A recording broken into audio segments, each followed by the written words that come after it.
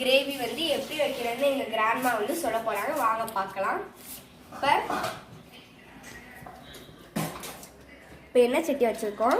2 கரண்டி எண்ணெய் ஊற்றிருக்கோம். இதில் வந்து என்னென்ன போடணும்னு பார்க்கலாம். கொஞ்சம் சோம்பு,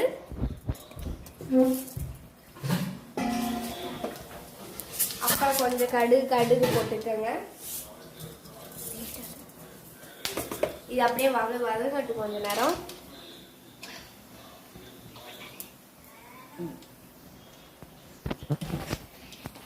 அப்புறம் சின்ன வெங்காயம் கொஞ்சம்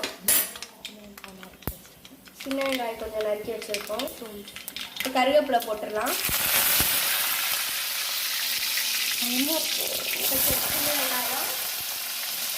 சின்ன வெங்காயம்